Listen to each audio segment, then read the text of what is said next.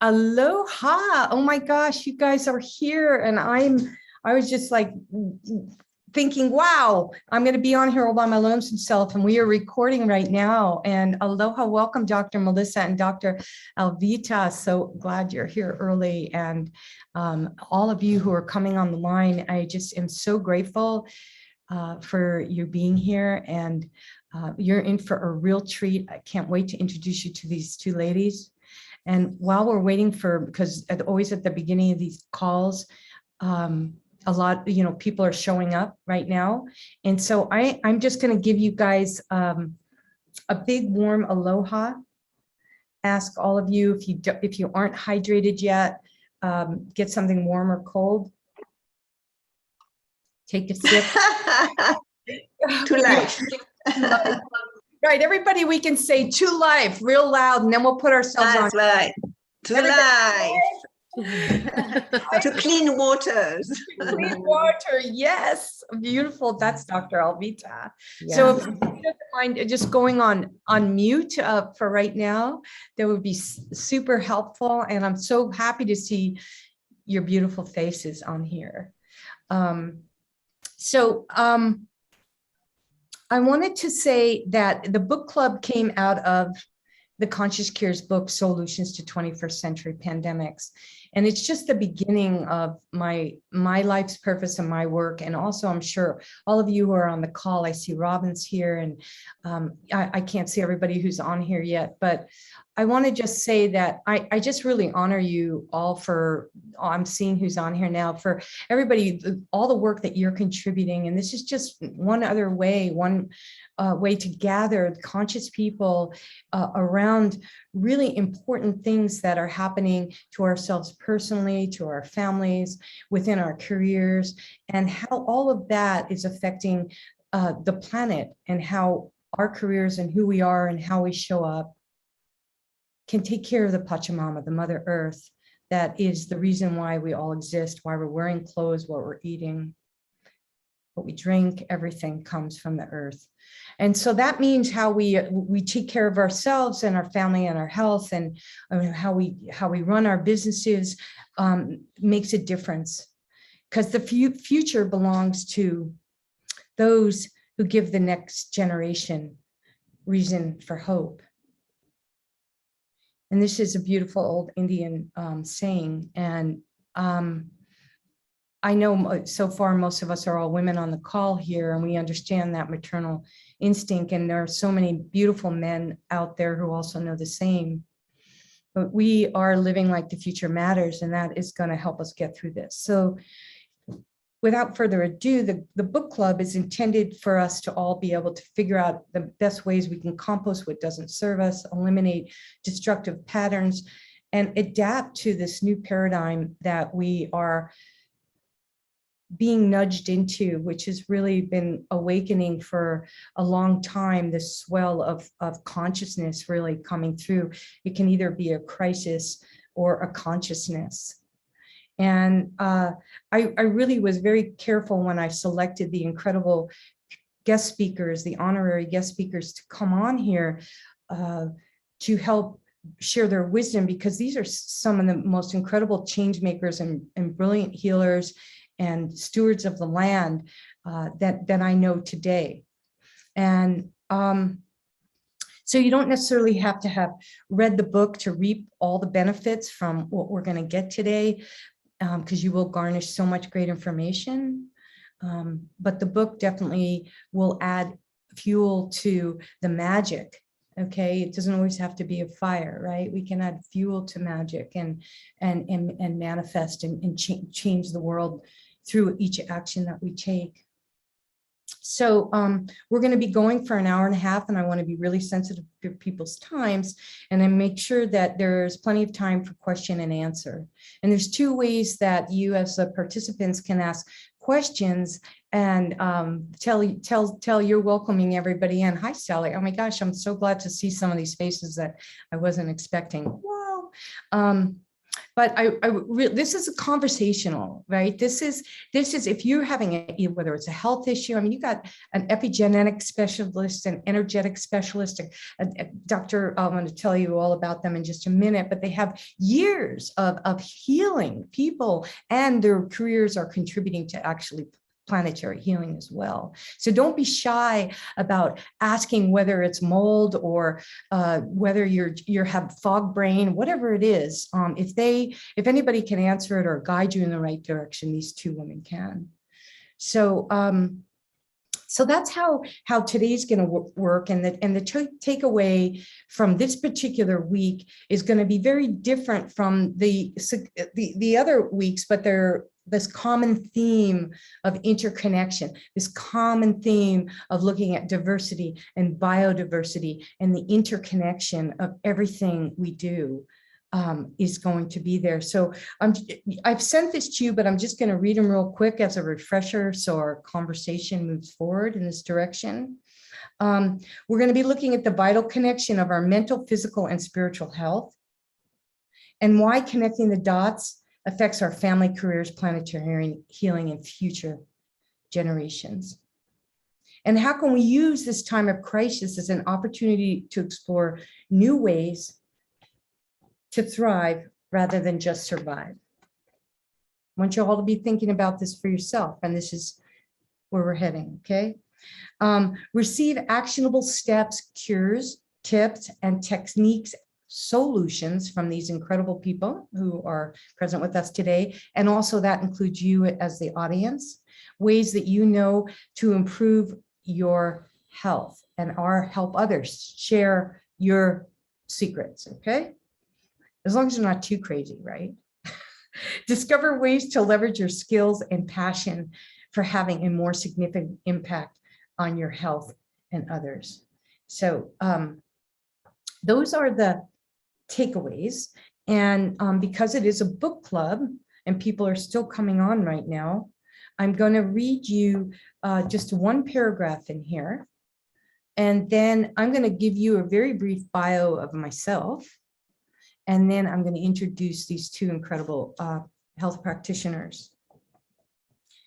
And when we're talking about healing ourselves, and this is on page 136 in the book. And I want you to realize this is probably going to end up being 156 soon, because I have done a second edition, which has gone in editorial right now. And everybody who purchased the book, whether it was an ebook or a paperback, will get a free ebook of the edited edition. So it's just strengthening. When I wrote that book, and actually it's just a really good point for all of us, because a lot of people I know, even on here personally, are going through challenging times right now, really tough times. And there's a lot of people like Robin was really honest. One of the other people who's going to be speaking with us in the business week. She's amazing. But, it's like, sometimes you got to get pissed off, like in the movie Network. And I even write about it in this book. You got to get mad as hell. And I wrote this book when Trump was still in office. I wrote this book when 100 EPA laws that were protecting the Pachamama were torn apart. And when the White House was storming, so like as a writer, when you're writing this stuff and you're in it, and you still, I edit it, sometimes I was like, fuck, and then I toned it down. So now that I had almost a year to look back and reflect and see so much of, Sally, I see you smiling, so many of these things, changing, and I'm a better writer too. And I had two really professional writers help me run through it again. So, but this hasn't changed, and neither has the principles. So each of us has multiple and tangible ways we can support our well-being. When we feel good, we can help others navigate a better, novel way of being. Together, we can help heal the earth. Our physical and mental health strengthens when we focus on the positive and incorporate daily practices and healthy rituals. We all get through the COVID era by fortifying ourselves for what is yet to come.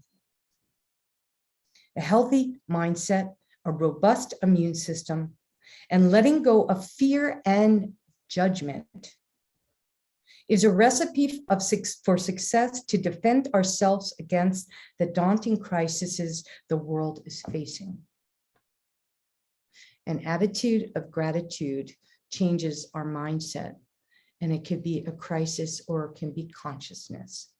And so that's basically the nutshell of this book, even though I get into some very heavy issues. And just a little background about me.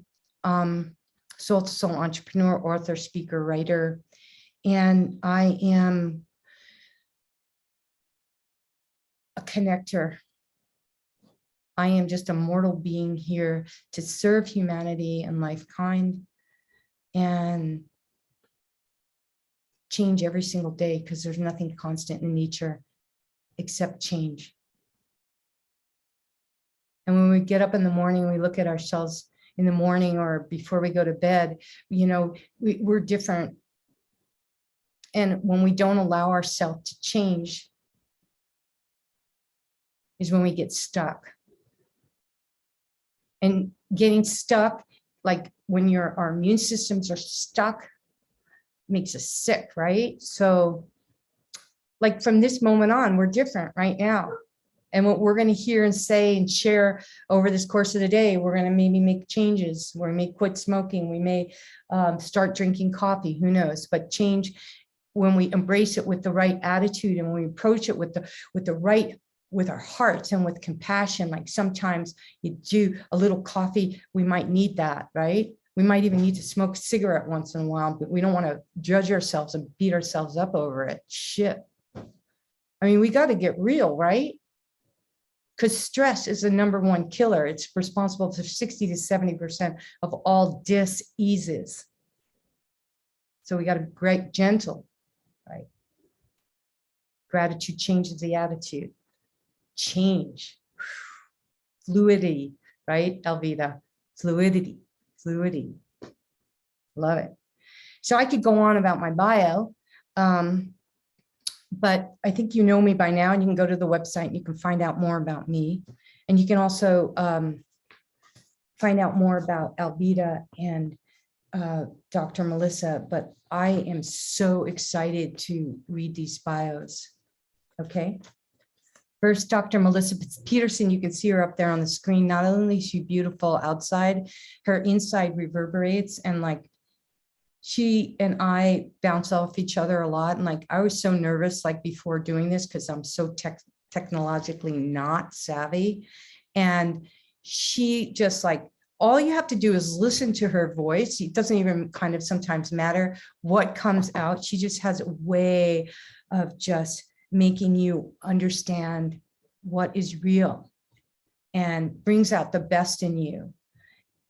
But she's also known as the epigenetic alchemist.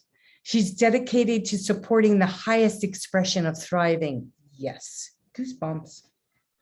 A licensed doctor of chiropractic and epigenetics human performance success coach with a board certification in holistic health, wellness leadership, and performance. She leverages her years of education and clinical experience to uplift, inspire, and enhance greater states of health, well-being, and human flourishing across the planet.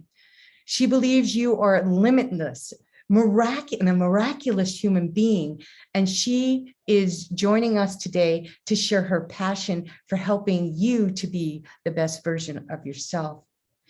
Dr. Melissa is also the founder and the host of the Longevity Summit, the incredible educational summit featuring 40 experts in health and wellness, which I am honored to be part of. To Dr. Melissa's longevity, her inborn potential at every age, like to why does this do, why am I doing this? To Dr. Melissa's longevity in living fully to our inborn potential as every age and every stage of life. She is also the editor and coordinator of a fantastic book packed full of practical and tactical solutions written by 20 of today's top health and longevity leaders. And together they share how you can harness the power of your DNA to connect the dots between lifespan, health span, wealth span through epigenetics, okay? And reveal how the pieces of long life are lived well, all fit together for your personal longevity blueprint.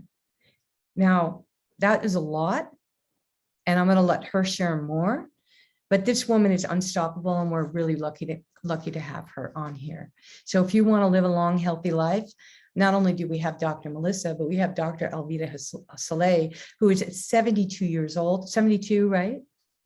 Look at her. I mean, she is still practicing. She is healing. She has healed me. She has helped so many people in our community. And I'm just going to tell you a little bit about her too. And I love her. Her heart is huge. Energetics. Dr. Alvita has studied various methods of body work, such as massage, acupuncture, Jing Dong, and bioenergetic medicine before receiving her acupuncture degree from the American College of Traditional Medicine in 1982. That's when I started my restaurant.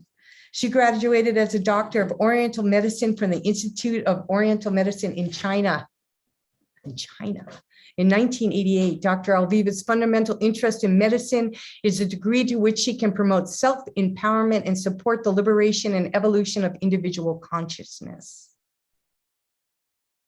The love for the truth and reverence for both the light and the shadow in life's journey guides her. She integrates traditional Chinese medicine, energy psychological techniques, groundbreaking quantum science, energy medicine, illuminating powers of beam, which is the focus of beam is on testing the underlying causes of unbalance and educating on proactive lifestyles, approaches for optimum wellness. Her emphasis is on prevention, detoxification, strengthening the body and awakening the mind and empowering the spirit. In addition to her thriving practice on the Big Island, Alvita is an incredible artist and a writer. And through her mediums, she shares her love for nature and beauty. Speaking of longevity, Dr. Alvita at 17 years old is a model of which it takes to live a long, healthy life. Dr. Alvita wrote the foreword to Living Like the Future Matters. If you haven't read this book, it's a great read. I hope you all do, but she read the foreword for this. And Dr. Melissa wrote the foreword for Conscious Cures, and I am honored to have them both here.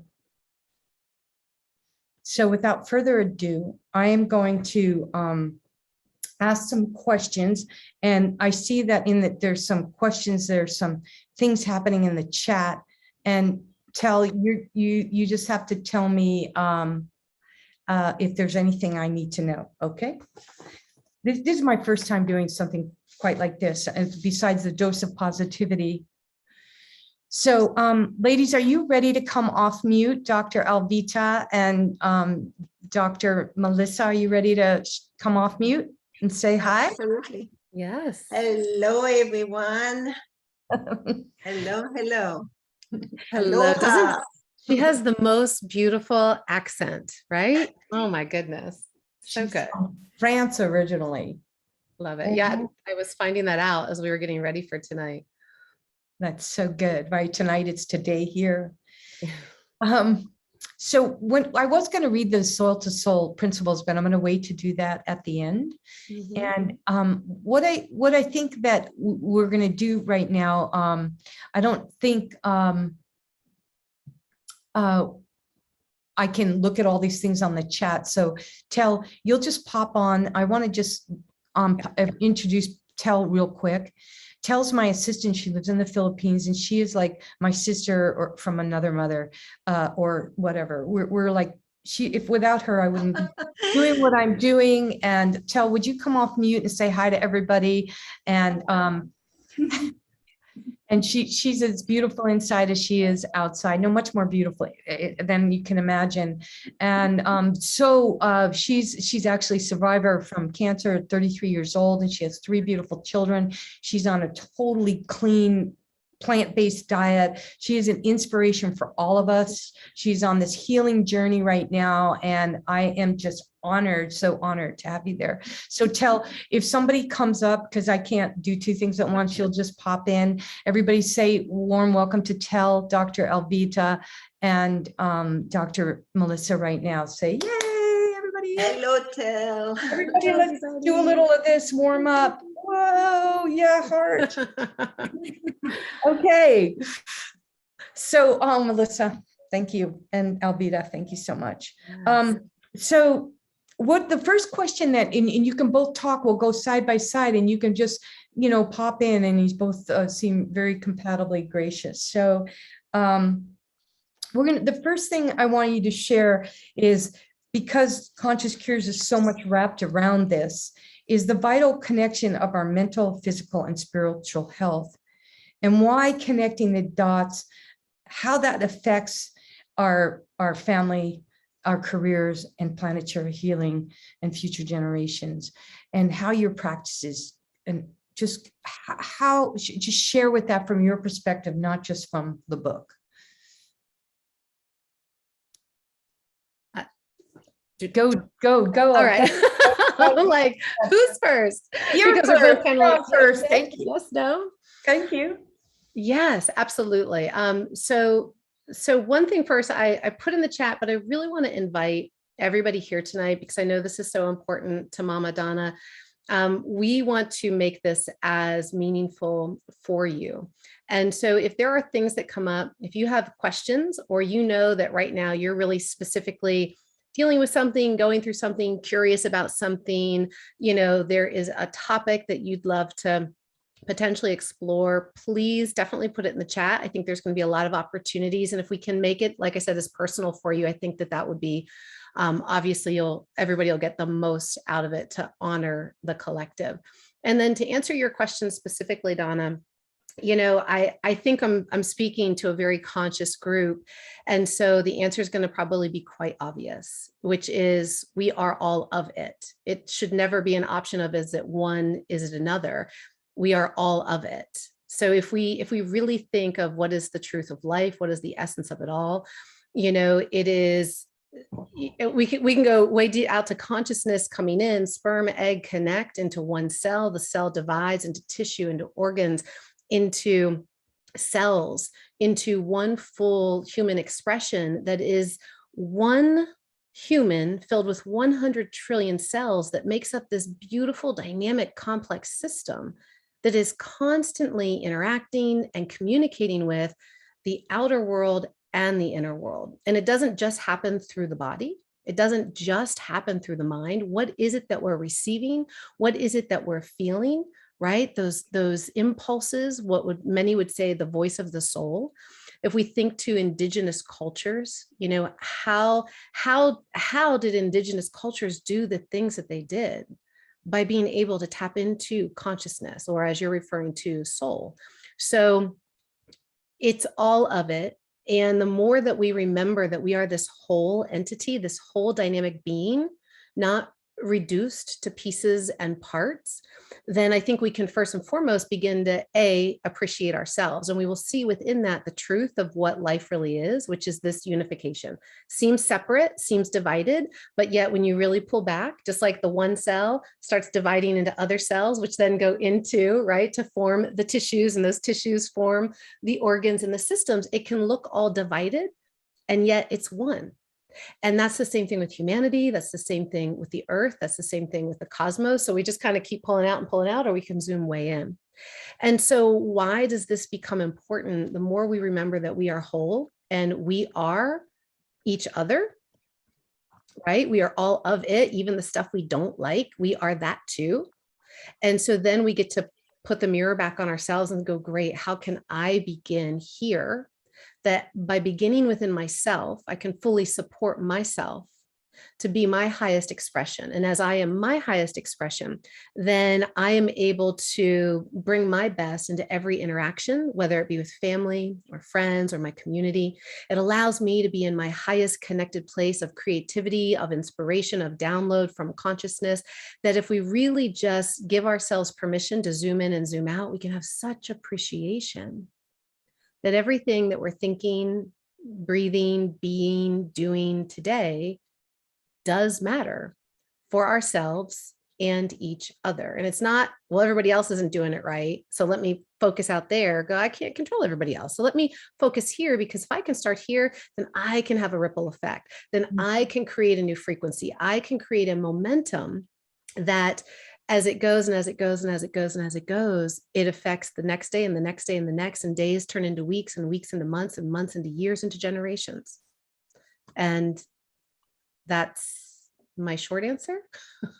Yeah, that's such beautiful. That was so Thank you for beautifully recording said. Beautifully said, Melissa.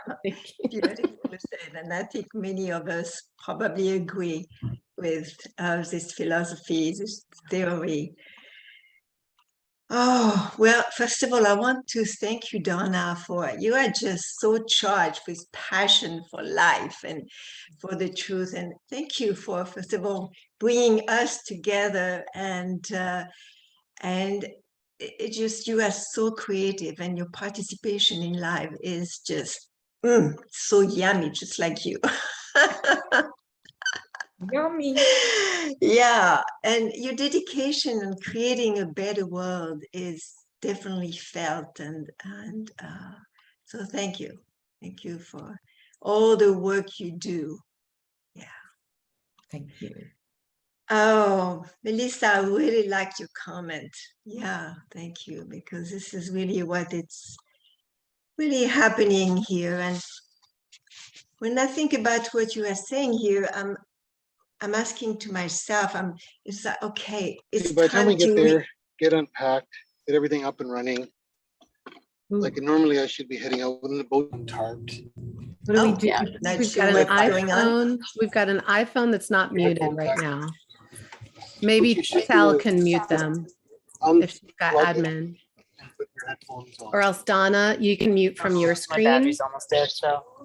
Just scroll through, you'll see where there's not a little red microphone. Go to the little blue dots in the upper right and hit mute.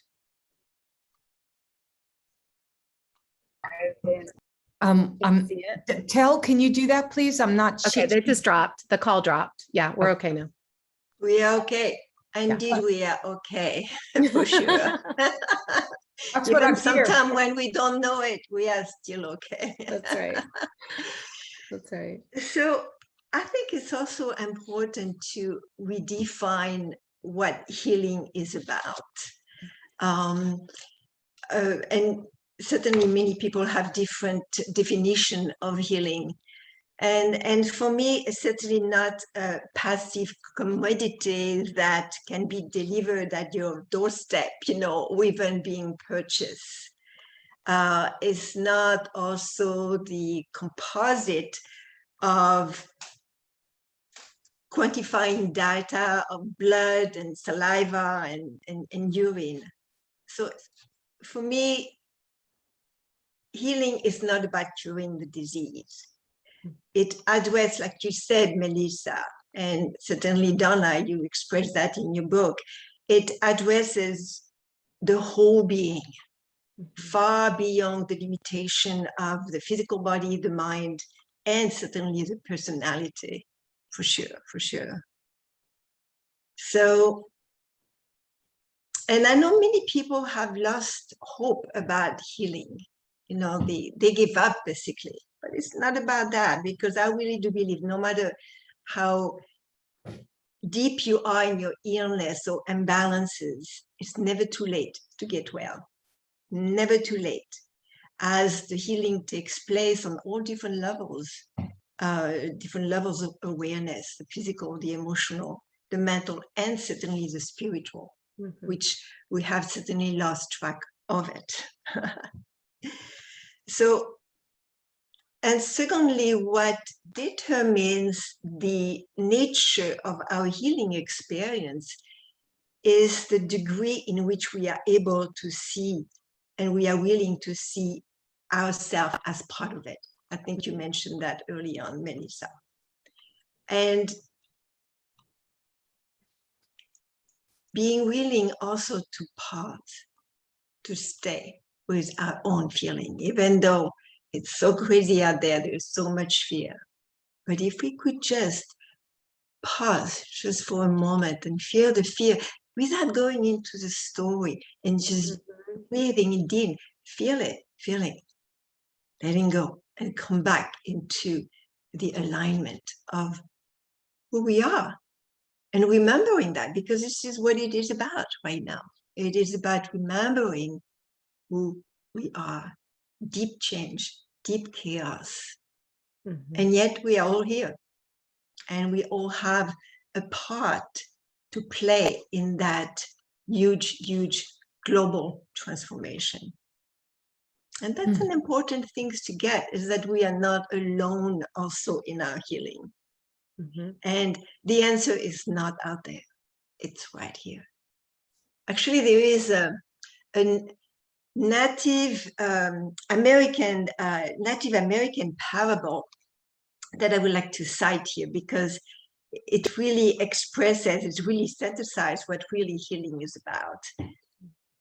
So in Native American parable, the creator gathered a few animals and says, well, I want to hide something from human being here.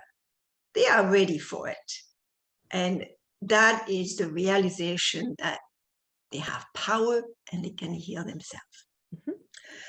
Well, says the salmon. Well, no, can do that. One day soon they will go there and find it out. So what about the bottom of the ocean? Oh, no. They said they will find it there too, said the buffalo. I will bury it in the great plains.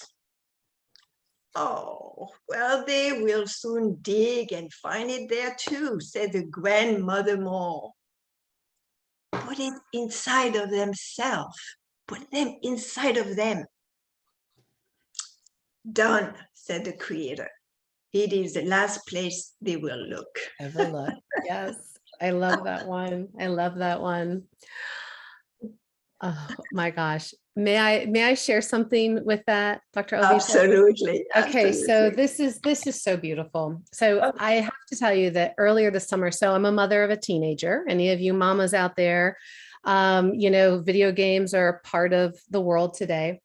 And then there's the teen side of things, which is just a whole other dynamic, which we don't have time to go into tonight. That needs to be a special conscious cures. Oh, heavens. However, in always finding ways to connect and relate and still not just for my son, but also for myself, we're always learning. We're always here growing. And I started to really think about the very message of that parable. And I'm like, the power is within. Like, I know that consciously. All of you watching know that consciously. Yet, why is it that we all struggle, right, to some greater or lesser extent in our own unique ways, to fully, consistently access, harness, and express our power? And so the more I thought about this, I was like, okay. And often when we start to feel disrupted, stressed, powerless, overwhelmed, anxious, fill in the blank with the word that describes best, we can think something's wrong with us, and we can think, well, it just hasn't happened yet. Or, we can, all of a sudden it's like doom and gloom. And yet, and this is going to be part of my TED Talk, actually, that's coming up in November, is this very principle of exactly where we feel there are limitations is where that is our invitation. Where we're feeling limited is the exact moment where our true power has been hidden. So there's all these spaces and places within ourselves that it's just been waiting to be open. So now back to the video games. I'm like, we need to just gamify this. So if you've ever seen video games, it's like, yeah. So the next time you feel stressed, anxious, overwhelmed, overloaded, disrupted on any level, just go, oh, I'm about to power up. I'm about to power up, because this moment where I am feeling my most vulnerable and limited is the exact place that's just waiting to pop open, because that's where my power is, the power that I need right here, right now. Now, it doesn't mean you're going to open everything at once, and you're not supposed to. None of us are. That's part of what makes this beautiful life worth living, right? It is the contrast. It is the unknowing and the uncertainty. And in the unknown is where we are. right? So we're always venturing into these new spaces and places in the best of circumstances to say, and now what? And now what? And now let me discover more of me. Let me try on more of myself for size. Let me share more of myself. And where we shut down and feel like I've closed parts off, that's okay. Those are simply parts of you that are just waiting for you to recognize them again, are waiting for you to remember that this whole body, and I will tell you, and I'm sure Dr. Alvita, you can probably agree in your own way with this. Many of the clients that I work with, literally, I just did a huge trauma transformation breakthrough with a client last week. And she's like, I just want it gone. I just want it gone. And I'm like, it can't go. It's a part of you. The things that we think we don't want, the things that we think we need to just get rid of, cut off, hide, close away, shut down, push back, push aside, that's still from that single cell. It started to divide, right? Into the tissues, into the organs, into the systems, into the one big you. You are not at odds with you. Regardless of what the experience has brought, regardless of the challenges, the traumas, the big T's, the little T's, right? Regardless of the things that are happening in the outer world that are not yours, but they're still leaving an imprint in your very morphic field. It's an opportunity for you to simply say, wait, but the more of me I close off, the less of me I have, the less of my power I have. That's right. Right? And so it's okay if something has happened, and it's okay if it was painful and hard and you don't want to go back and revisit. You don't have to, but it's also okay to go back. And whenever it's time, and you'll know when it's time, you'll know when you bump into things, right? Those emotional things, instead of coulda, woulda, shoulding all over yourself, blaming yourself, being hard on yourself. Why are they doing it and I'm not? Why is it so easy for her and not for me? Why? Just give yourself a pass. And how you don't talk like that to yourself. You actually go, wait a minute, my power is right here. In this moment of limitation is my invitation into the parts of me that have been closed off, pushed away, pushed down. And that's where I want to go in. That's where I want to lean in. That's where I want to love into myself, into those spaces and places. And I am telling you, I'm testifying here. It is not Sunday, but it should be. We're up in church right now, ladies, is that what you will open in those power-ups, what will come in, what you will invite back in, what will surge through you, what will process through you, you will be like, it'd be like aha after aha. Some of them are super big, some of them are super subtle, but they just feel like home, right? So I love that you just shared that. I love that you shared that so much in so many ways. It was perfection. Perfect. Oh, And I that just is want so to, true. okay, if I may, I'd like to add one thing to that. What you Please. guys are just igniting so much beautiful stuff, so much gratitude. Like what I say too in the book, I say compost what doesn't serve you and nurture what does. Because what we focus on grows. And you know that when we have a compost pile and we have the right amenities in there, there's always going to be like bugs or worms or whatever. But when we have the right balance of nutrients in there, it heats up, it burns off the energy vampires, it burns off the things that don't serve the soil, and it creates this beautiful loamy amendment to spread onto our gardens.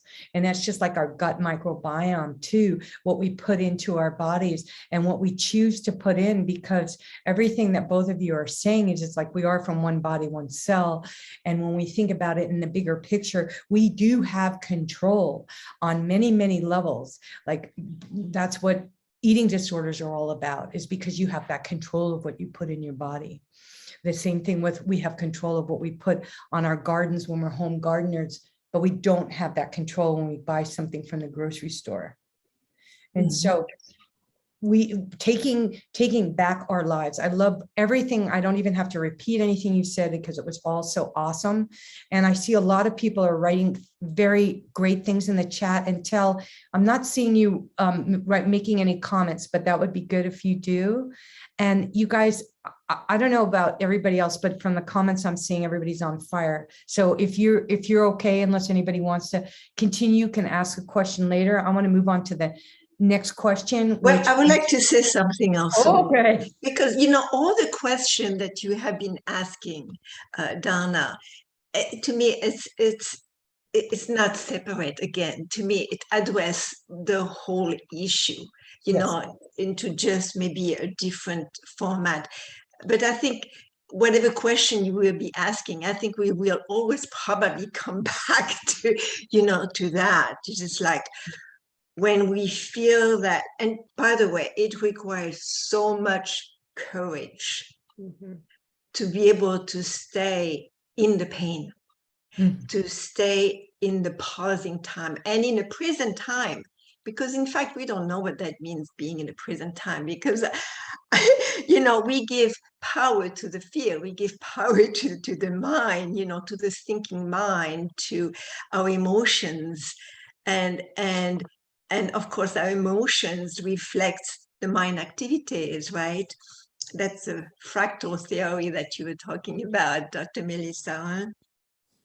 And I don't know about you, but I know that the thinking mind always will bring us back to fear.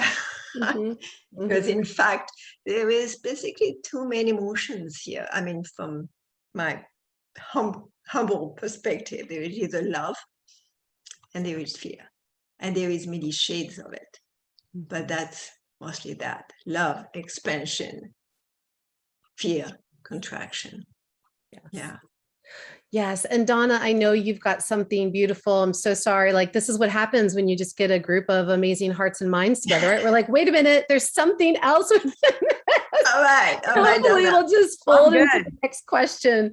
Is, it's that we must all remember there's two really important things that, again, it's all of it. So even the fear is a very beautiful part of the depths of love.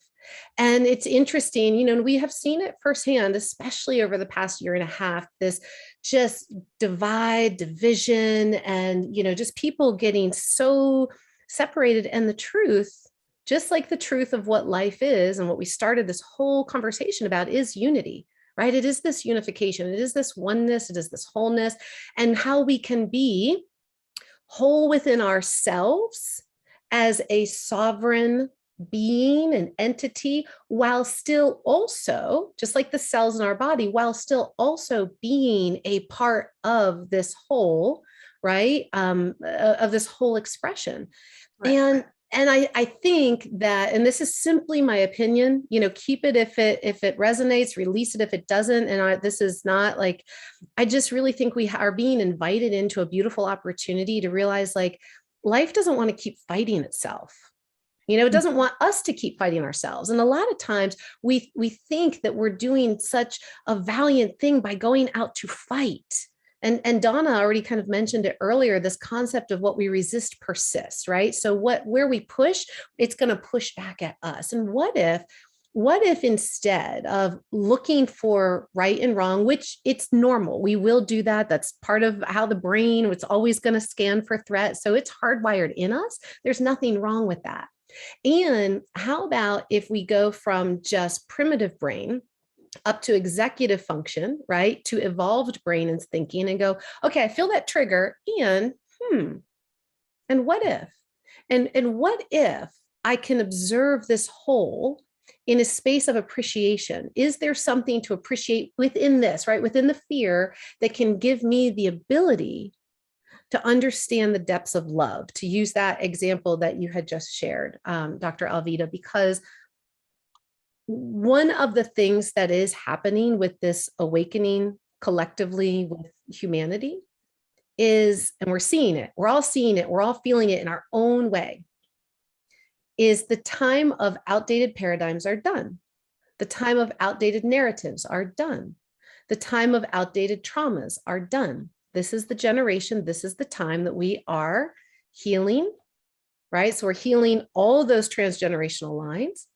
We are transmuting so that we can evolve now, and we're right at that tipping point. That's So right. we will either do this or we won't. Either way, like there it is, right? So we are either going to do this and evolve into our new highest expression collectively and individually as humanity, and that requires not only the healing of those transgenerational lines, it requires a new narrative, Absolutely. a new story, a new paradigm. And this is the most exciting part. And I love, Donna, that you're doing this book club, because what you're doing is inviting all these beautiful hearts and minds to come into a conversation to say, what is the new narrative?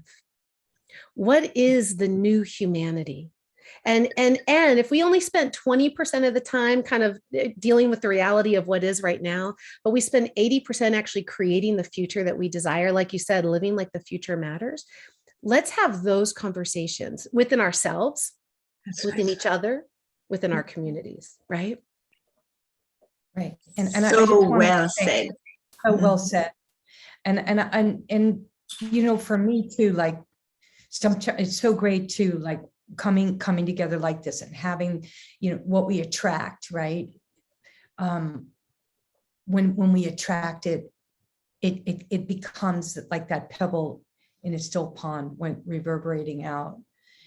And I just say, you know, because this is a book club and people have read the book, most everybody on here, but it was really challenging to get what we're saying across in a way of looking at the paradigm. When you're looking at, we've got a health pandemic, Mm-hmm.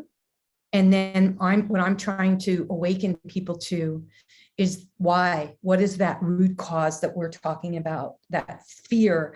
And so I looked at the fearful things out there, the political pandemic, environmental pandemic, economic fear, media conspiracy. And I have a whole section on there on this, breaking the fear, and love conquers fear, right?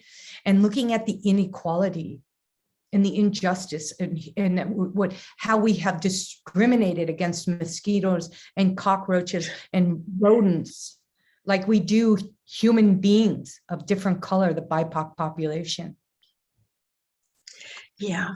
And I'm just really, because we're being vulnerable, we're really being open here. And this new paradigm that both of you are talking about, and this oneness and this wholeness and this conscious, what are these conscious cures, and what are moving this discussion like even further of tangible things, and continuing talking about, okay, what can we do to heal these systemic wounds of this inhumanity that's been happening almost since the beginning of time, the racism, the sexism, all of these things that make us feel less than who we are. That's right. That's And not avoid them. So what a great Force, just like you said, Melissa, earlier, like we have to approach those things head on as an opportunity.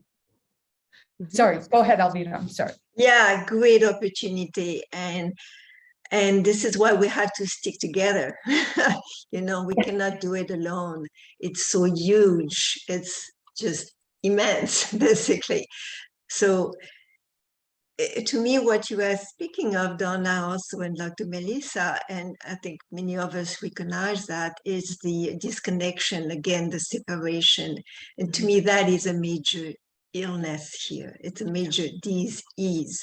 I think we have been separated from our own self, from our own divine source for eons and eons and eons. And this is what right now, we are coming back to. You know, that alignment to ourselves. And it's huge. It's huge because that alienation and that separation created such a chasm that exists inside of us. You know, we are coming back. We are returning to our own power. We gave our power away, basically. You know, like 1,000 years ago, I think Plato said that, you know, the error in the treatment of the human body is that the physicians are ignorant of the whole. And this is so true. And when I look the flower of life behind your, yeah, it's just like that, what's remind me of that. And So we have to understand, we have to know it ourselves, basically. We have to know what we are made of. What is our true values? What is our true values? Not from what the government says, not from daddy, not from parents, but what are our foundation, our true foundation? Mhm. And I think you talk about that in your book, Donna, you know, and we need to come back to that.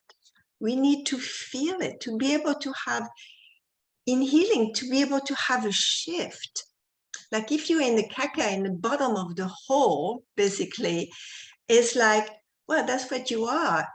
And it has to have some kind of, I don't know if hope is the right word, but some kind of a new belief system to be able to hang on to something. Hey, I'm not my mind. I'm not my fear. Hey, I am a human being with a heart and I know how to love. And how can I love myself? Yes. You know, and this is power back to us. This is really what, to me, what it is about. And because in fact, I mean, I know, I recognize that we are all prisoners of our perceived conditioning, you know, not just ours this lifetime, if you believe in lifetime, but just from generation and generation. You know, life is hard, you know, I will never have money, I will never be happy, I need a man to make me happy. I mean, all those belief systems that we have basically bought into it. And this is a deep cleansing right now. And it's not for sissies, for sure not. Oh my God. Shaking the dirt off the roof. Shaking the dirt. That's right. But fortunately, there is many tools out there. And Donna spoke in her book about those many tools, and so is Dr. Melissa. So we can help each other that way. Yes. Yeah. And Donna, I'd love to add and to go into some even greater opportunities for some specificity that might help some of our viewers tonight, because I'm just like, this feels so good, right? This is such a life-giving conversation. Thank you, Dr. Alvita. So yes, it does begin within ourselves. And that's like, this theme is now threading throughout this conversation, right? So this is at least the fourth time that we're kind of circling back. And it's a funny thing when we talk about this very important topic of healing. And fundamentally, we have come to believe that healing is presupposing that something is broken, that something is not, that something needs fixed, and that typically needs to happen from outside of us. And the reality is that healing is simply an opportunity to bring the body back into a greater state of wholeness. All it is, when signs and symptoms that lead to dysfunction, breakdown, and dis-ease in that order occur, it's moving us out of homeostasis, out of our state of innate healing and thriving. And it's a slow, progressive process that happens over time, right? Unless there's an immediate trauma or there was a genetic defect of some sort that created a rapidly altered state. But as we're moving through life and as we're having this conversation about healing, it's because things have had typically the slower degradation. And so that doesn't mean we're broken. That doesn't mean something is wrong. It's simply an indicator of, wow, how far, away from our truth, our wholeness, our center, have we come? And that's why things feel way like, they are powerful themes that you brought up in the book, and rightfully so, because it feels so big and like, what have we done? How did we get here as humanity? And it is important that we do take time to reflect and ask the questions. We can no longer just look away, right? So it's not about looking away and rainbow and unicorns. No, it's not my problem, not my circus, not my monkey. No, it is all of ours, because we're all a part of it. And yet, if we keep beating the drum of the problem as it has been, as we have known it, then all we're doing is continuing to feed in what's already there. And we're feeding into the idea that what it is broken, right? Again, stay with me for a minute. I'm going to connect these dots. And so when it comes to healing, and we say, all right, yes, there's social issues. There's physical, like, autoimmunity, right? I know that's one of the big ones that you talk a lot about. You talk a lot about the gut health and kind of the systems of the body and looking for the root cause. And the root. So through the lens of what I do with precision health and longevity, and I look at the DNA and I look at what causes the body to age, what causes the body to get sick, what causes the body to break down. And fundamentally, it's at a cellular level. It is, if I have to put it into one word, it's a process called inflammaging. So we all know this as inflammation, which comes in many forms. And if we had to say, well, what's the main, there's all these inroads into the body. And what do these inroads really mean? They mean stress. Now, stress is physical, mental, emotional, chemical, environmental. There's all sorts of very individual things in those. I see we've got one of our guests tonight who's dealing with mold, and we'll make sure that we talk to her specifically. So that's an inroad. That's an environmental toxin, right? That has come in and had a very real effect on her physiological system. And yes, people are getting viruses. People have always gotten sick, and now they're getting really sick, and they're getting even more sick. And then the fear stacks on top of it. So there is this really, here's the thing.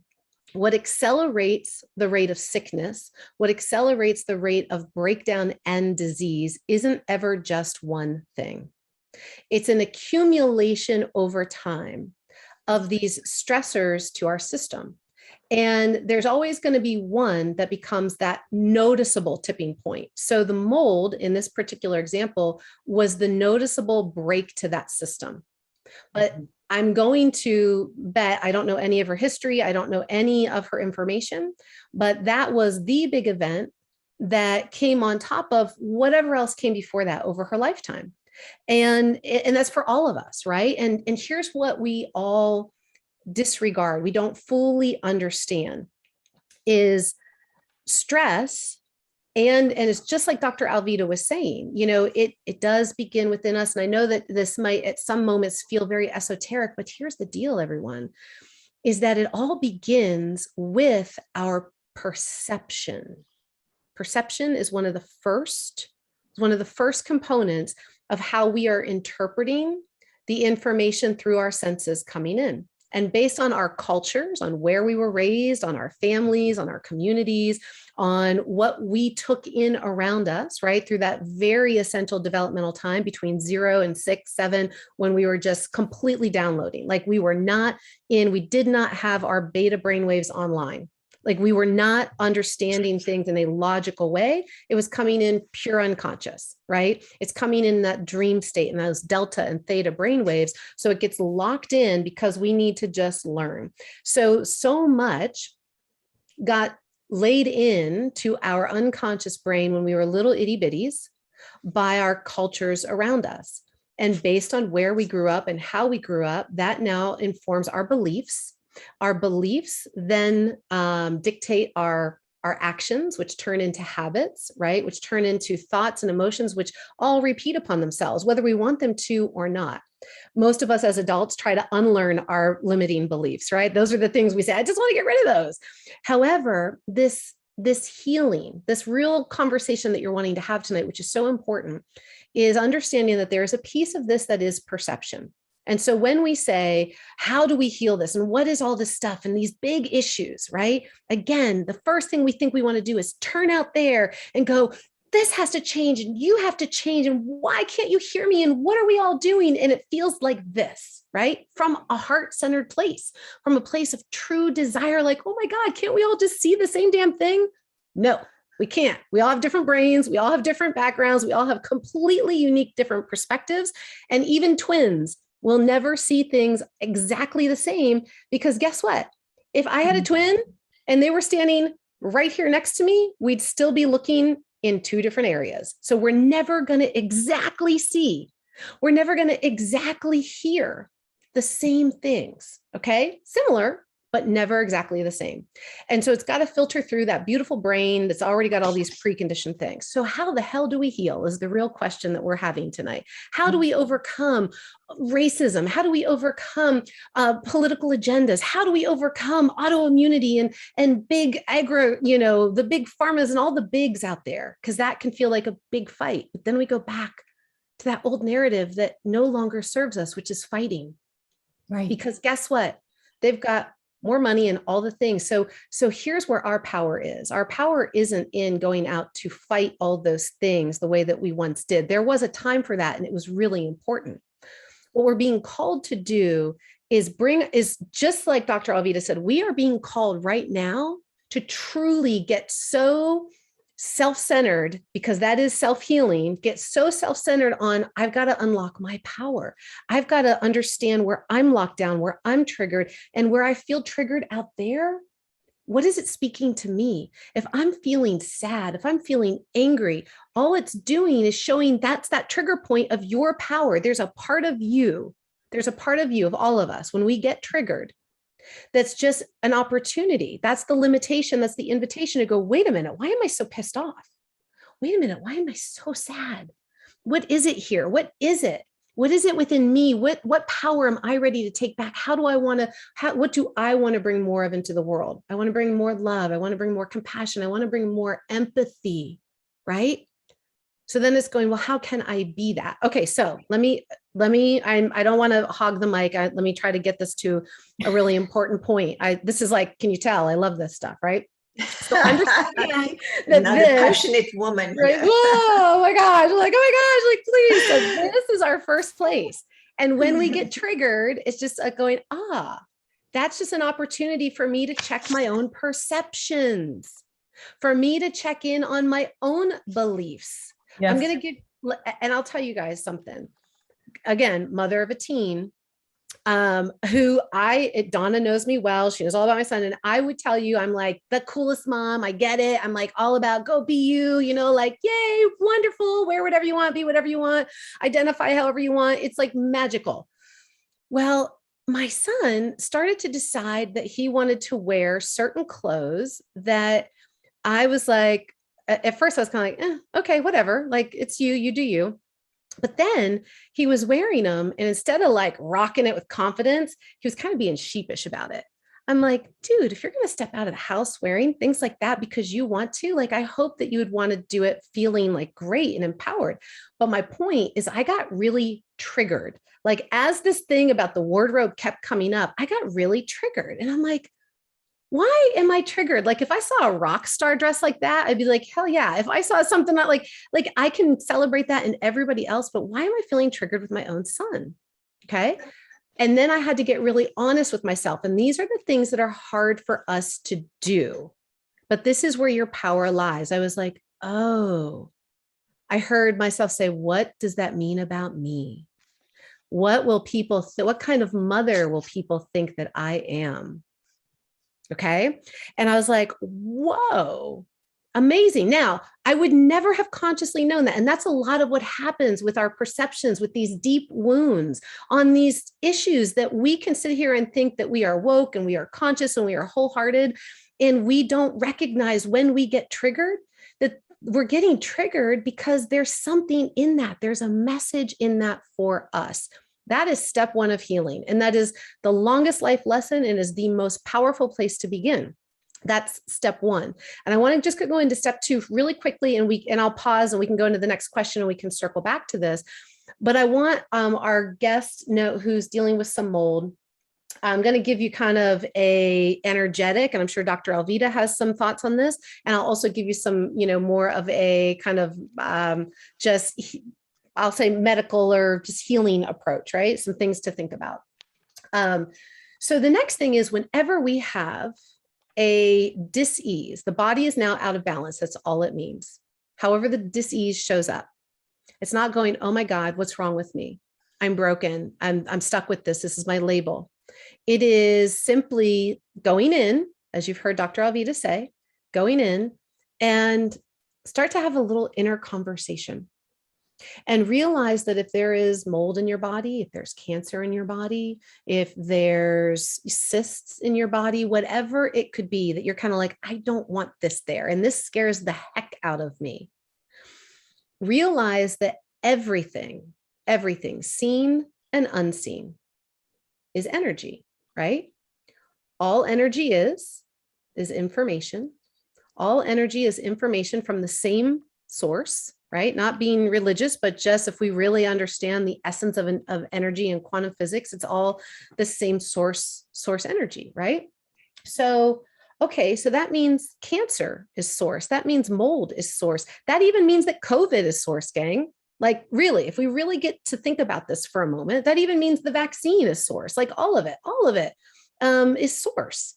So, okay, doesn't mean that we like it, doesn't mean that we want it, doesn't mean it feels good in us. But if it's all energy and all energy is information and it's now in our field personally, I'm going to invite you, limitation is invitation. I'm going to invite you into a conversation with whatever that is. So let's pretend it's the mold.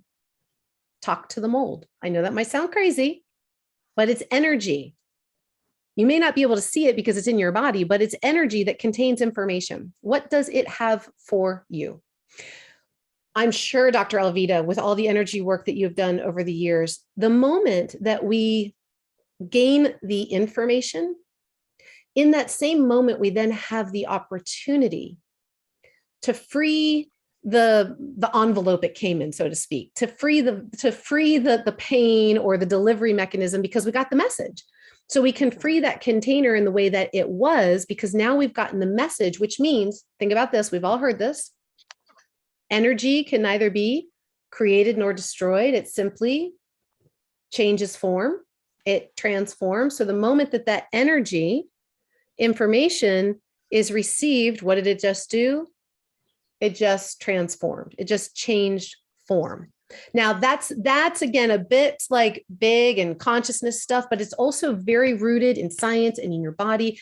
Can you go in? Can you take supplements? Can you take herbs? Can you take peptides? Can you do different therapies that will then help to flush out and continue the healing process? Yes. Do you need to look out in your environment? Do you need to look at those stressors? Do you need to see what else is burdening your system, big and small? Yes. And the path is, as you start to really notice all of these different stressors, it's about to reduce and remove. You want to reduce and remove as many of the things that deplete your system. And then you want to replace and replenish as many things that help to revitalize the system. Okay, so I just took a long time and I gave you all a bunch in that like 10-minute monologue, but I hope, because I know that's the crux of what you really wanted to get to tonight. So I want to just put that big,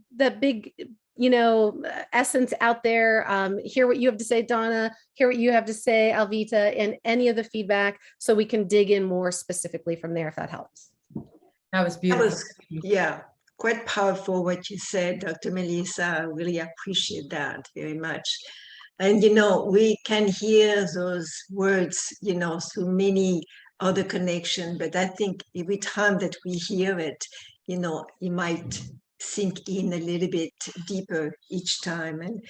And I agree with you, above all, that our most powerful instrument of healing is our own development of awareness. If we are not able to see what's going on, then it cannot be healing. We have to appreciate that. And also, I would say the willingness to step back into the body, because at some point, I think there's too much pain here, it's cancer and blah, blah, blah. It's like, we don't want to be in the body. Yeah. So the body is somewhere here, the mind is running out of control, and the soul is nowhere to be seen, So that awareness of just, okay, let's come back to the breath. I'm very big in breathing, because to me, breath, without the breath, first of all, we will die, right? And within the breath also, I think we can come back to the present moment. If we have the willingness to just stay present with our breath, things will happen automatically. automatically. And then it's up to us to choose. Where do we stand? What choice are we making at this moment in time? Yeah. Yes. Absolutely. And I just want to keep coming back to what you both are saying. It's this perception of how we're perceiving things. And at any given time, there's nothing constant in nature except change. We can choose. We can, whether we meditate or whatever form, whatever tool modality or whatever it is that can get you out of it. Sometimes it's as simple as changing your environment. Okay, getting away from a home that may have mold in it, but it's also changing that mental fortitude, that mindset. And if we understand that we were given this from God, the universe, however we were created, our bodies, we are instruments of change. Mhm. And our bodies are meant to heal. Yes, If right. we weren't, we'd all be falling apart in every which way. That if we just allow the body to do what it was created to do, allow it to happen. And I love the vulnerability and the honesty here so much, because so much sickness and so much doubting of ourselves comes from somebody else's script of who we're supposed to be. And that's when I talk about getting rid of these energy vampires. Sometimes it's not just the environment, maybe it's the people who you're surrounded by. And removing ourselves physically and emotionally and mentally from those things that we know. But the crazy thing that I find, because I know I was in this place for about 3 years, is this addiction to this pain. I'm not worthy. There's this addiction to I deserve this. And that is coming from such that's like the devil possessing us, that's like eating too many having too many bad microbiome in your gut, bad bacteria, bad viruses, too much of the wrong things. And I loved how you both brought in tangible things but it all comes back to Dr. Melissa, you were saying, we have to, we have the ability to change our perception around these things. And it takes doing the work. Yeah, that's it. And being willing to confront these things and saying no. Right. And looking in the mirror every single day and saying, hey, are you ready to stand up for who you are? Are you ready to do what you love to do? Because if you are, then your purposeful why and your reason for existence and being here on this planet takes on a whole new paradigm for yourself. The change happens, we keep bringing it back to self.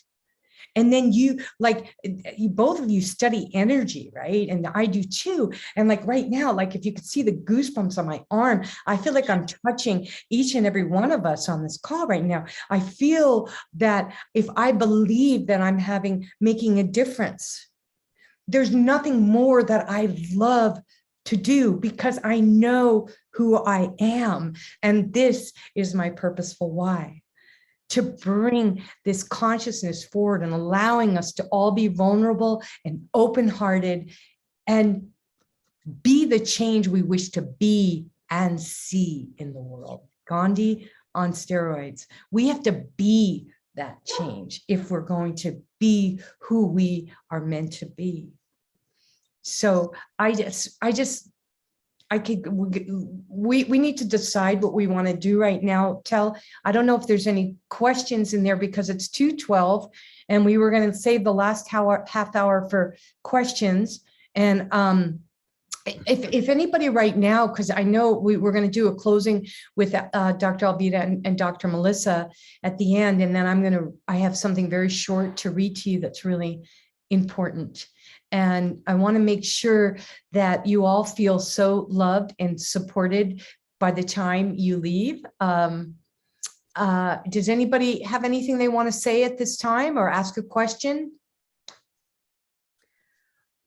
While we're waiting, Mama Donna, Yes. I'd love to simply just bring for a point of reflection, if I may. Absolutely. I thought it was beautiful that, and also a really powerful moment when you were saying, you know, like after too many bad foods for the microbiome, right? And this is super subtle, but this is a really powerful moment. These are the moments. How are we speaking to ourselves? What are we perceiving now? Again, this, because let's just like go real out there for a moment and go, okay, if all of it is source, now I'm not, this isn't just open invitation to go be gluttonous and whatever in life. Stay with me for a minute. But why do we put so much judgment on ourselves? Mhm. Right? Like, isn't it interesting? And this is not judgment. It's just a point of reflection, like, because we all do it. And it's like, why are we so judgmental of ourselves? And if you genuinely desired and enjoyed, and you were in an aligned place, like it was just really nourishing whatever you were enjoying, regardless of what was on the package or the label, just for a moment, suspend, you know, other beliefs. Like, does it have to be bad? Who says it's bad? Who says it's good? And I think, and I don't have the answer for that. We all get to ask our own selves those questions. So again, being super clear, I'm not in judgment, and I'm not saying I have the answer. I'm simply saying it's so interesting when we're all willing to become observers of ourselves and just get curious about, how do I talk about myself? How do I boss myself around? How do I try to give myself these pep talks to like give myself some tough love to go take some action? And wait, how do I really want to be mothered? How do I really want to be supported? How do I really want to be cheerleaded? And some of us may hate cheerleaders, right? Some of us may love cheerleaders. And so these are very personal questions that we can only each answer for ourselves when we're willing to kind of be that observer and just simply notice, how do I talk to myself? What are those thoughts that only I can hear myself run through, right? Where am I judging me? Just like I had the breakthrough of, oh, I'm judging me as a mom, right? Like, so it's those moments that we get to open up and just kind of go, oh, this is cool. Like, who knew? And maybe we do nothing, but we now have a greater perspective and even greater empathy. And this is the true source of all healing, greater empathy for ourselves. Right? I love it. And I wanted to add to that because I just love what you just said there. Like I write about this too in both my books, that judgment is the demise of humanity. So why are we judging our own selves that way, right? It just takes us right down that rabbit hole. And then we're showing off to our teenage son or to our friends or family, right? That judgment is, it's just nothing but a breakdown of bad microbiome, right? Or bad digestive cells. And I want to just like every day, almost every day, at least 330 days of the year, I swim in the womb. I say the womb of the Mother Earth. I go actually skinny dipping almost every day, and sometimes with Alvita because she lives here with me. And that is where I get my download. I mean, I get the voice for nature. That is where I come clear. And I have been in the water on most days, on many days where most people might not go in the water because I feel so connected, meaning it could be potentially dangerous, right? But I do it every day and I feel the current and I feel the wave and I flow with it. And I have learned to take that fluidity, like Alvita likes to say, and put that in my movements throughout the entire my life. And it sometimes what happens is, you know, when you think of a riding a wave, and you could even close your eyes and just imagine this when you're in the water and a big wave, like a sneaker wave comes. And your first reaction is like a COVID or, you know, a fire or whatever. Your first is like fear or flight, right? Fear, you know, fear, flight, fear. And that resistance, right? Because we're resisting, it persists and you get caught in it, right? And you get caught in the wave instead of maybe letting that wave maybe push you out to sea where it's safer, where you're in at a place where there's a wave break. and you wade out to sea and you float on your back and you allow yourself to be patient and you realize that that wave is nothing more than or nothing less than just to allow you to see what is real. And then you take that and you ride, sometimes you ride that wave in. And it's so incredible, and you're just soaring, and when life is good and there's no judgment, and you're riding it in, and then all of a sudden something happens and you get caught in the whitewash. And that moment of everything just like, whoa, life's perfect. And you're caught in this whitewash. And you're trying to fight it and you're trying to get out of it. And that is where the crisis is happening right now. That's where the chaos, that's where when I wrote Conscious Cures, that is where I felt the energy of the world was in the whitewash, which is nowhere to be, but you're beat up on rocks and you're swirling around. And the goal is to either get to shore or get out to sea or ride that wave. Because there's all these places we can be.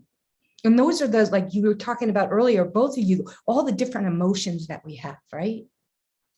And when we ride those emotions and we look at it and we're in the womb of the mother, and that's that we're all made up of 70, 80% water, right? And we allow ourselves and our emotions to flow.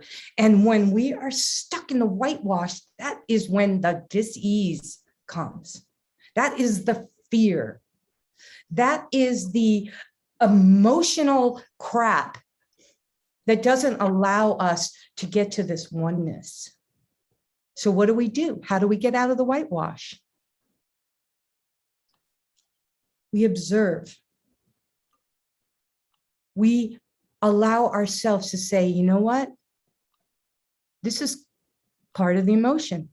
This is part of the fluidity. This time is going to pass. And while I'm in here, when I come out, I am going to have a story to help somebody else.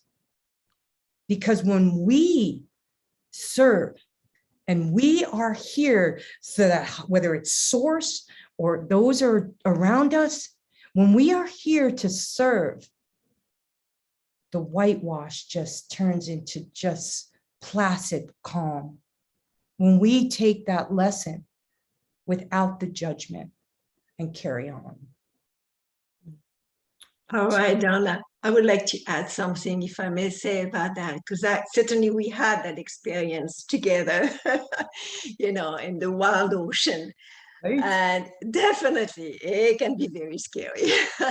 And like you say, if we allow the body, the innate body, to just relax a little bit and to let go of that tension of fear, then we find a place of, oh, okay, I'm okay. And then the trust. Mm-hmm. The trust, I think, is also an important word here, that there is, even in the midst of that chaotic wave, oh yeah, there is respite in it. I will find my way. I trust that. Yeah. Ooh, Dr. Alvita, I just love, you are just like mic drops. Poignant, like, yes. Well, Dr. Melissa, I think it's time to give up our story. I think we have been talking about that all along. It's like, okay, the old story doesn't work anymore. Let's make a new one. Yeah. Yes, 100%. And so that's going to be tonight's invitation for everybody, right? Your opportunity to, having now been informed, to get to respond in your own way to what really deeply moves you, of the story that you want to write for yourself, of how you want to show up for you and your body, your health, your relationships, your life. I did want to take a minute, Donna. We have a couple of really good questions. Yes, absolutely. And this one is specific to sleep, which is a deep topic, but I want to try to give it a 90-second overview. And you all can read it if you want, but basically our guest who wrote this said that, she has difficulty sleeping. She wakes up with an active brain. She's on prescription medications and really doesn't want to have to take them, wondering if she should just honor that she needs them. And so here's the thing. Yes, and also. So sleep is a primal need for the system. You are hardwired, your DNA knows how to do it. In fact, every cell in your body has what are called primordial clocks. They are these epigenetic clocks that keep in sync with the circadian rhythm. They are the timing of your body. Ching, ching, ching, ching. Everything that's going on needs to happen with effortless ease. And it's the most important functions are dictated by these clocks in your cells. So when it comes to sleep, like the first thing to know is that what drives these clocks is that circadian rhythm, which is light dark exposure. So we all need clinically proven, unequivocal 7 to 9 hours. Some of us need a little less, down towards that 7. Some of us need a little more, closer to 9. Everybody can benefit from 8. So that's like, you got to have it. It's non-negotiable.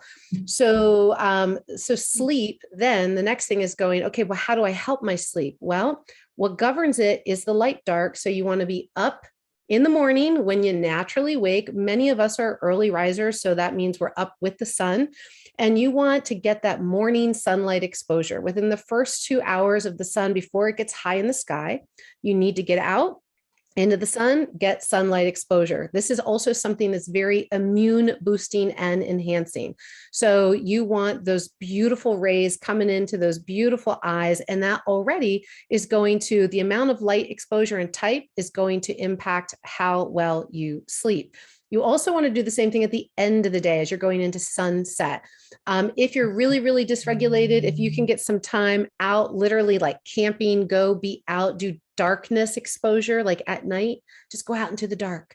No lights, no sound. We are all on devices. They emit blue light, like the light at the highest point of the day. So you need to make sure you're either wearing blue blockers. Like I saw one of our girls tonight, she's wearing her blue blocker glasses, or you need to have your screen set on an amber tone. So you want to make sure that by sundown, all your screens are either on an amber setting or you have blue blockers on. Otherwise, you're going to keep disrupting those normal clocks that are being programmed. So it's going to disrupt. There's many other things that can disrupt the sleep, that can disrupt these clocks, like caffeine and sugars and glutamate, depending on some of your genetics and things, like it can really agitate, keep the brain really, really busy. There's all things that you can do for this that don't require medication. You can restore your sleep. It is the most important thing you can do for your health on any level. You can do it without medication. I'm actually working with several clients right now. We are titrating them down safely off of Ambien. It is a process. You do not go cold turkey at all. And there's a lot of variables to it. So, so it's not just like, oh, go have dark lights and put on some lavender and sleep on a chilly cold mattress. It's so much more than that.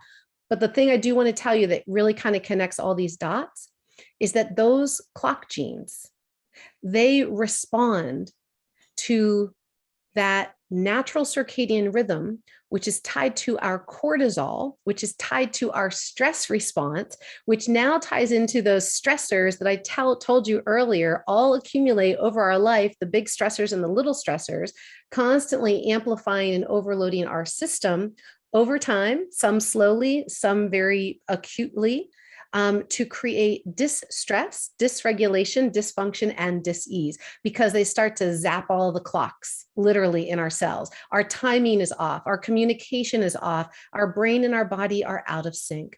So to get back into sync, to create a new story, go have light, dark exposure, morning sunrise, evening sunset, spend some time in the dark. And as you're out there, just do a little coherence. Coherence is the fastest way to bring the brain and the heart into full alignment.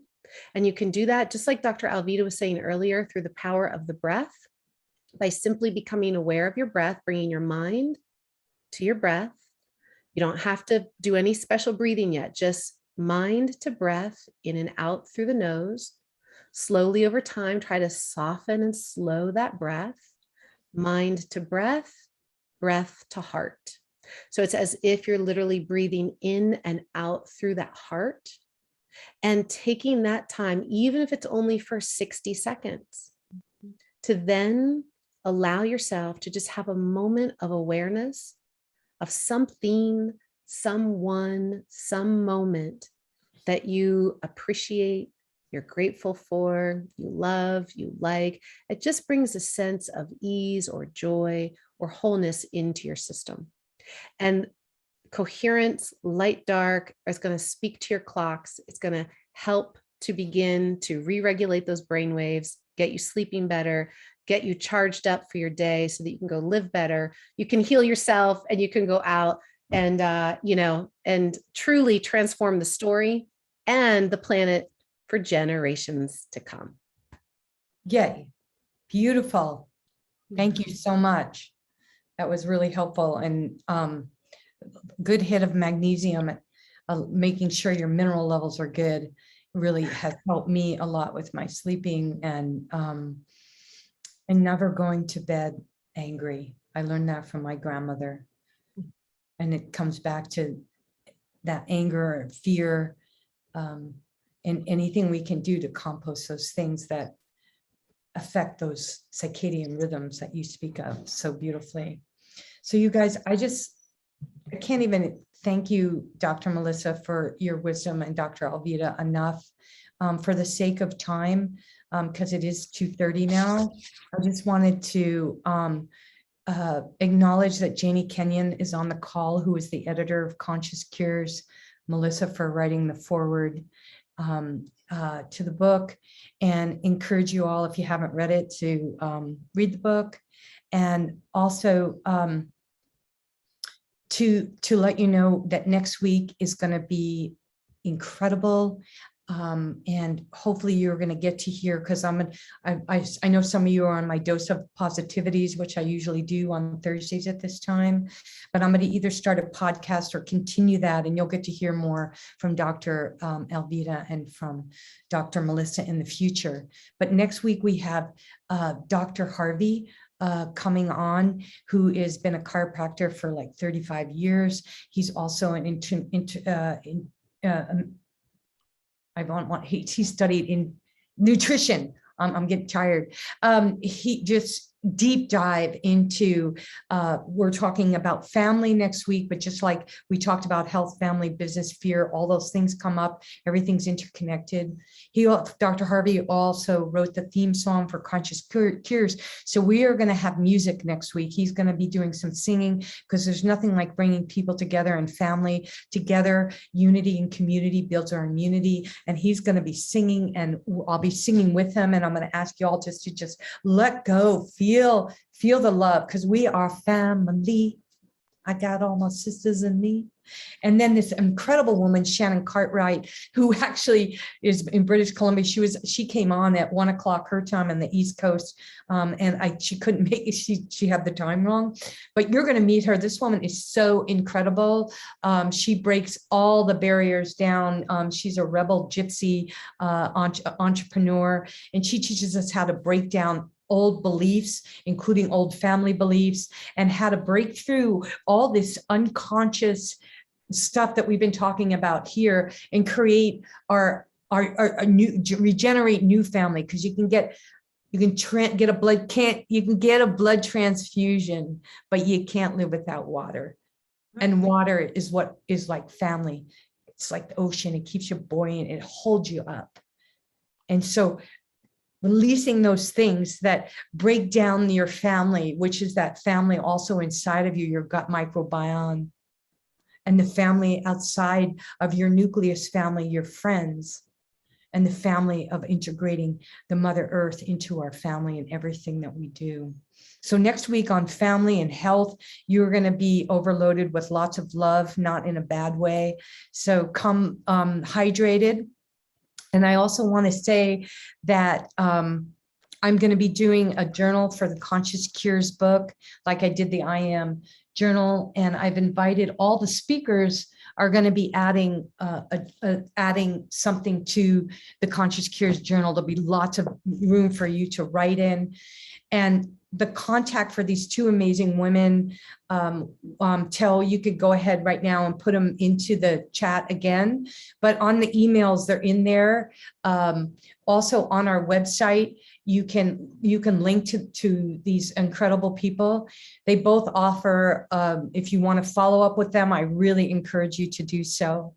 And I just love you all so much. And thank you so much for being here. And I'm looking and I don't see any more. Do we answer all the questions here, guys? Okay. Donna, Yes, love. I would like to say a quote from Joanna Macy, and it's a very short one. Is that okay go. to do that? I'm here. She says, our sorrow is the other face of love, for we only mourn what we deeply care for. Let me just repeat that again. Our sorrow is the other face of love, for we only mourn what we deeply care for. The sorrow, grief, and rage we feel is a measure of our humanity and our evolutionary maturity. And as our heart breaks open, there will be room for the world to heal. Thank you, Donna. Beautiful. Thank Beautiful. you, everyone. So much love to you all, and we'll look forward to seeing you all next week. And there's so much more I'd like to share, but I think we're going to end now and have a beautiful evening. We're in the East Coast, and all of us here in Hawaii, a great afternoon, and in wherever you are in between, the same. And many, many blessings until we meet again next Thursday, same time, same place. Look in your inbox for the link, and please invite anybody you would like onto these calls, and we will love to open up the community further. And thank you so much, Dr. Melissa and Dr. Alvita, for all your love and all your shares. Aloha. Aloha, everybody off mic. Aloha. Everybody off mic. Aloha. Aloha. Aloha, everyone. Thank you all, amazing humans. It was you. Yes, incredible. yes. Mwah, thank you. Aloha. Donna, don't turn it off yet. I want to save the chat in case there's something in there. Oh, yes, everybody go ahead and save the chat. If you don't know Okay. how to do that, you can look at the chat. Yes, on the three little bars to the right. Yes. Yeah, beautiful. Oh, really lovely. Oh, I just have to take, or you can see me. Hi. And that you guys, the replay will be on the Facebook group, the private Facebook group, which is Holistic Health, Nature Therapy, and Tel will also put that in the feed. For some reason, Tel, I'm not seeing all your messages. Maybe that's just because we're on the same chat. But yeah, and if you're not already part of the Holistic Health, Nature Therapy, Living Like the Future Matters private Facebook group, we really encourage people to post positive things. We encourage you, if you're doing an incredible event or something that's going to add to elevate positivity in the world, we want to hear it. We want to see your artwork. We want to see your poetry. Anything positive is welcome on that group. And after these 4 weeks, we'll go back to a dose of positivity and interviews with other practitioners. And any one of you probably would be incredible to interview during that time. So you can reach out to me for that. And there's the Facebook group. Yeah, go ahead, Joy. I loved there were a few moments in the discussion today where we talked about what we're dealing with, but to really go into what is the narrative we want to create, what is our deepest desire, what is in the way of knowing that. And I would love to, perhaps this is a container that we can build and create so that we can actually sit in circle and speak what that is. It's very hard to do on my own, but it's so important right now because we're defining the future. We're purifying all of the collective and personal that we're, the trauma, etc. And then we're creating the future. So I'd love to be able to go there if that's possible. We'll see. Yes, that is what we do every week, and a dose of positivity. And we really welcome people to come in and share and expand that circle, because these conversations, when we can have them, it opens the heart. It frees us from the bondage of all of the suffering that's coming from all these different directions. And when we focus on that positivity, and we know that we're part of something, and we're like a family, right? And that's why next Mhm. week's conversation is going to really hit home to that, Joy. You're going to love it, and Yeah. hopefully you'll come on and share more of what you're saying right now. And I love that we're going over right now. If anybody else wants to share something, or Joy, you have anything else you want to say about that, because you're in the family.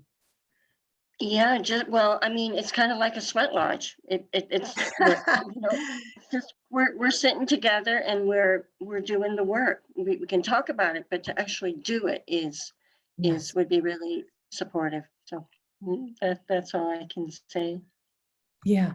Well, you know what? I don't know if you have the book yet, but in the book, I give a lot of different examples of how we can participate in our communities and how we can create and start things, because it's really nice to have things tangible right there, physical in our own communities, whether you're doing a vertical Oh, garden yeah. projects in an inner city development, or rooftop gardening, or whether you're allowing, helping with prepare meals and do community relief work, and being part of that. And my son is very involved in that, and it becomes his social life, where he's either preparing meals or Yeah. doing the meals, and then you're actually doing actionable things, and then you can come to a discussion like this and say, I got to share this with you guys, because this will blow your mind, Joy. My stepmom is 82 years old, and she works with several different, she volunteers for several different things. And last weekend, this organization that works with assistant nurses, I think it's called, they raise every quarter, twice a year, $700,000 having a rummage sale. They go into this huge open field. They have all these tents. The average age of the person who works this is 70 years old. And they're still doing it during this whole lockdown They thing. just made $742,000 last weekend. And it's like another goosebump moment. So when we think about like what is possible, or what can we, how we can contribute, it's good to come like just hearing that story. Well, how can we motivate each other to be the change we wish to be in the world, and what actions can we take in our daily lives to implement these changes that so desperately are yearning to happen. Yeah, we're starting a group to make orgonite, earth busters and chem busters, or earth pipes and chemtrail busters and cell tower busters to disrupt the artificial frequencies that we're bombarded with. So, but that's a community project, and we're all going to get together and make this stuff and then start planting it out in the community. I want to hear update on that. And you know what you just said will help Kelly too. And like just what Dr. Melissa said, all of those things are just those disruptors affecting the DNA, and all of those sleep. It's really, I know some people who can't even be near me if I have a cell phone on me, and that I sleep like a log. I think that this all the swimming in the whitewash and every day just tires me out so much that I don't have problem. Yeah. Well, good. Well, you'll keep us posted on that, Joy. That's really awesome. Sure. Anybody else have a solution or something they would like to share? Because it really helps all of us when you share what you're doing.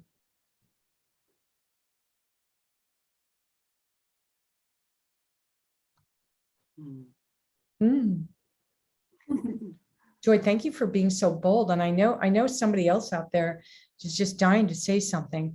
Oh, you know who else is on the line? You guys, there's Kelly and Deanne. They are actually going to be speaking in week 3 on business.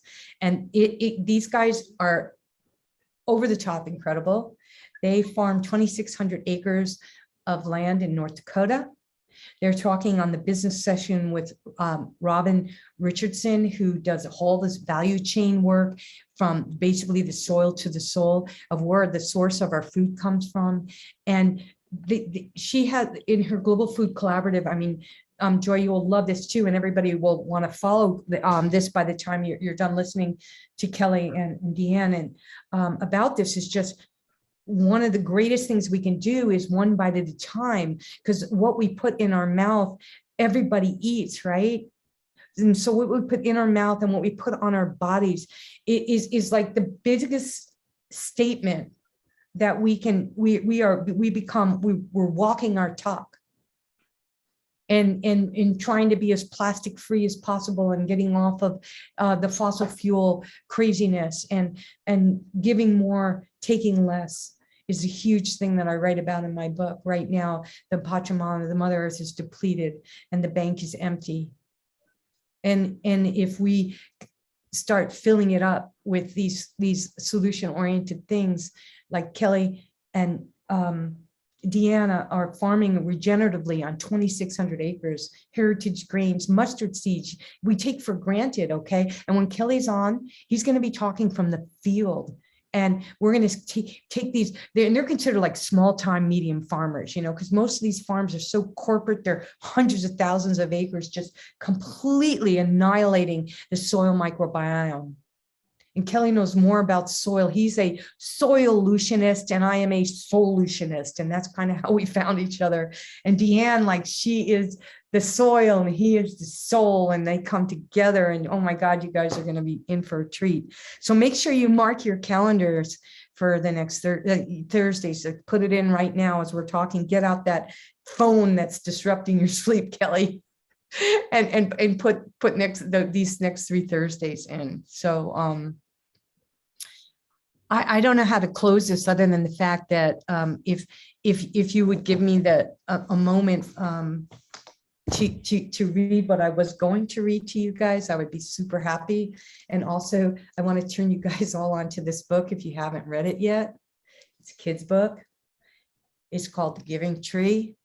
It's one of the saddest books and one of the most profound books that we can read about giving more and taking less.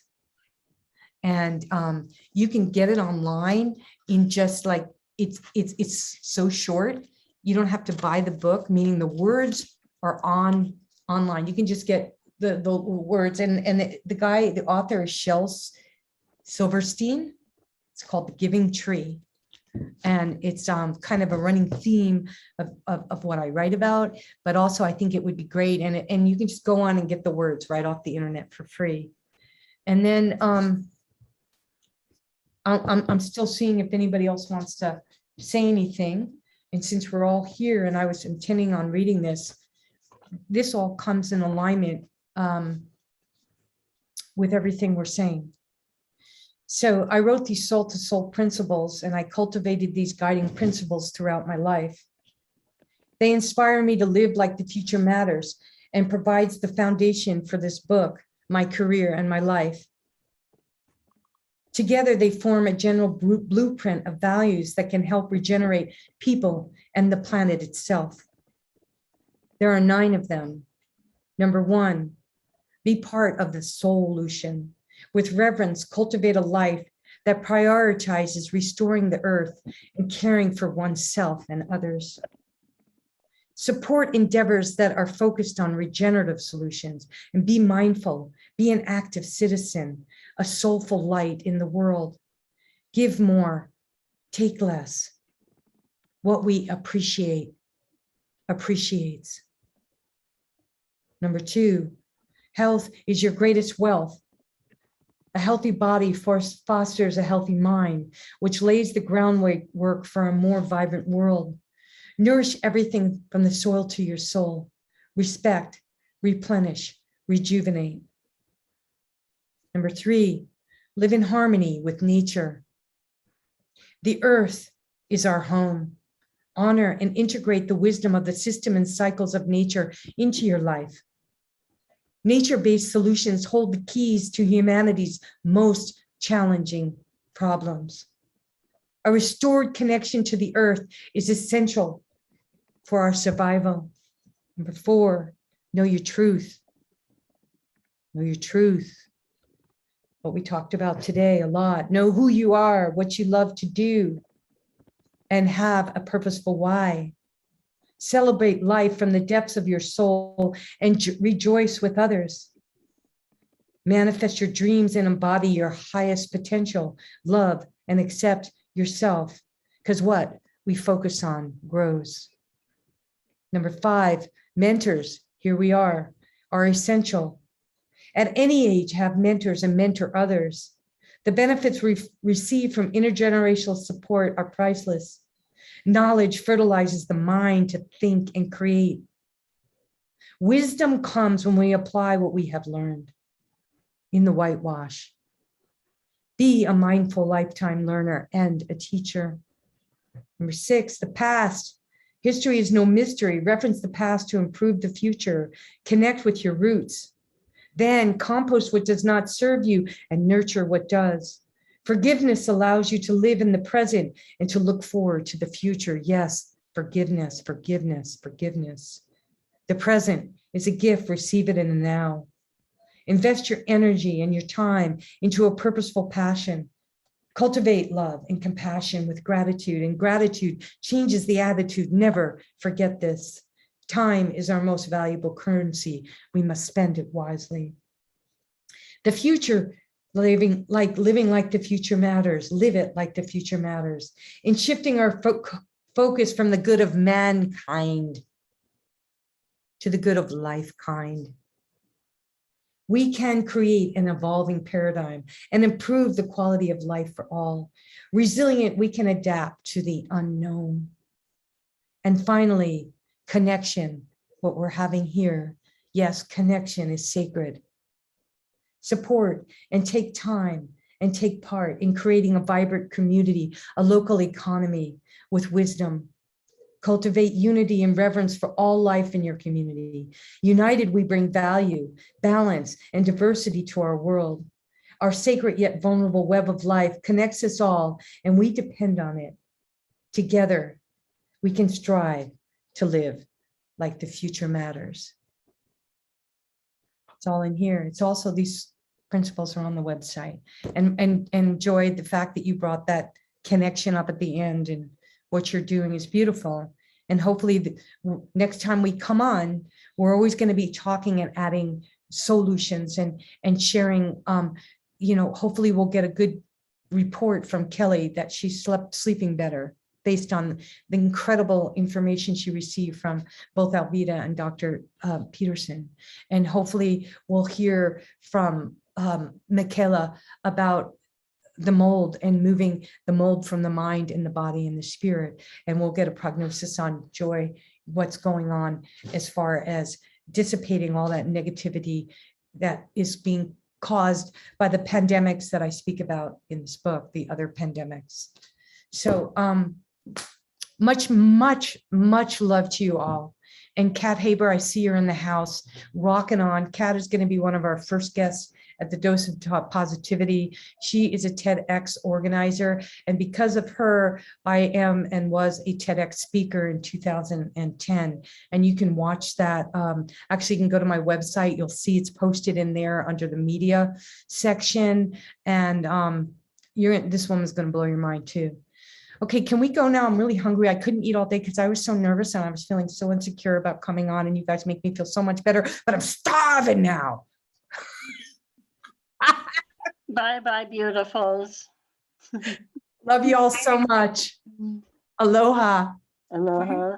Everybody off mic. Aloha. Aloha. Aloha.